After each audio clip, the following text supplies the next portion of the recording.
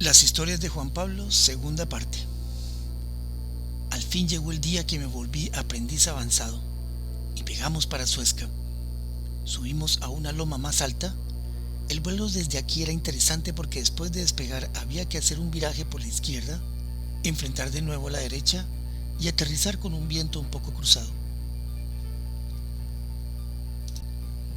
Pero la gran diferencia es que entraba a un vuelo de casi un minuto. A todas estas, para recibir la información de nuestro querido instructor, habíamos amarrado un viejo radio 11 metros en el crossbar barra transversal de la cometa para escuchar sus instrucciones. Llegó el momento, despegué como siempre lo había hecho antes y empecé a virar por la izquierda para iniciar la aproximación al potrero. Carlos Darío empezó a gritar vainas por ese radio.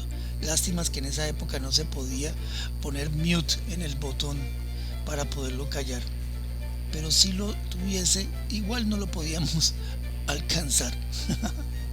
Enfrenté la cometa y después de ese minuto interminable aterricé tan suave que pegué un grito de la emoción seguido de otro de Carlos Darío. Pero aquí empezaba la parte buena.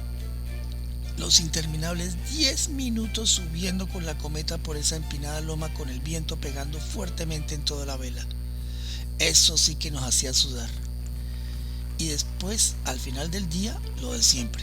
El debriefing, las mantecadas, las gaseosas y escuchar la música que siempre ponía Carlos Darío, Jean-Michel Jarre y Major Tom. Así pasaron los fines de semana hasta que un día les llegó el turno del vuelo alto a los que estaban bien avanzados. Para Neusa, un páramo a 600 metros sobre el aterrizadero y un planeo de por lo menos 8 minutos. Pero haciendo las cuentas, allá arriba estábamos a unos 3000 pies sobre el nivel de Bogotá, o sea que estábamos despegando a unos 11000 pies de altitud sobre el nivel del mar.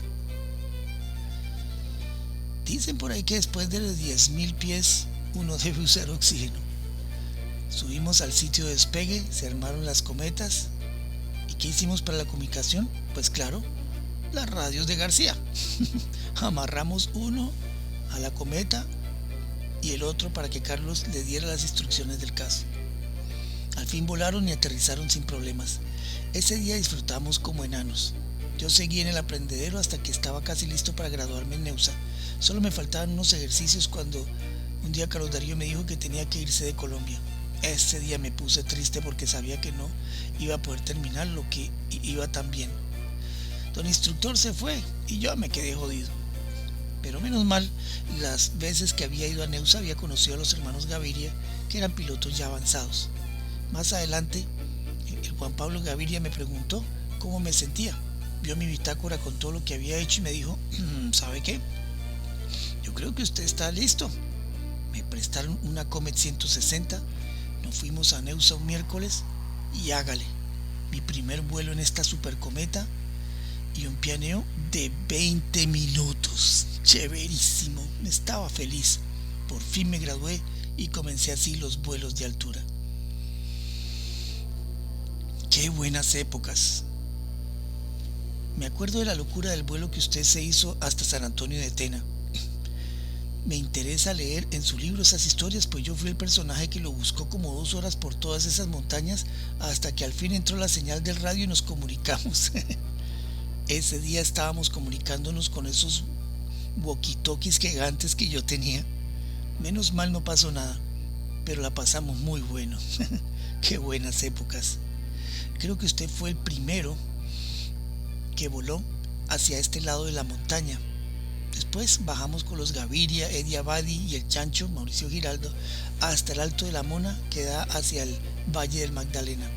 Armamos nuestras cometas y volamos hacia allá. ¡Qué vuelazo! Aterrizamos en la playa de un río que desemboca al Magdalena. Acostumbrados al aire fresco de la altura en vuelo, cuando aterrizamos nos íbamos asando del calor. Nos metimos al río para refrescarnos un poco, pero el agua bajaba caliente. ¡No joda!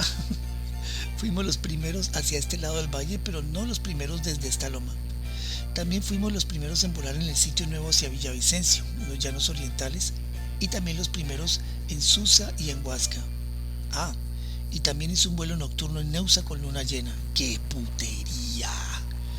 Encendimos una fogata en el aterrizadero para guiarnos y aterrizamos y luego hicimos tremendo asado.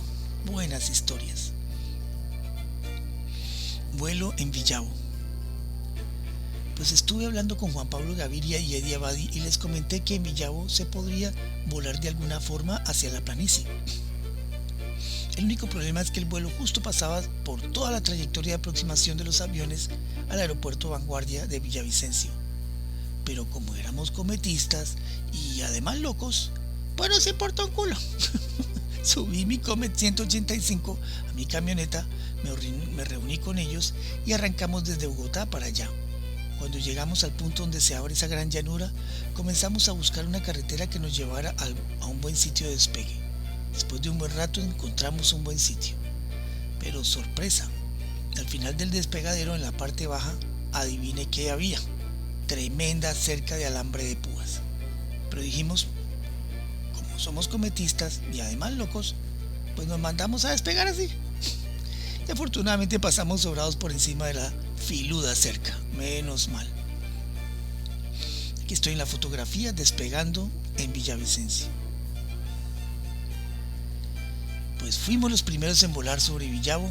Una vez aterrizamos, monté mi cometa a la camioneta y seguí con uno de los pilotos para mi finca como 6 horas llano adentro. Nos pinchamos como 5 veces. Llegamos por fin como a la 1 de la mañana y al otro día aproveché y me hice otro vuelito desde la montañita de mi finca. ¡Qué día más bacano! Continuará.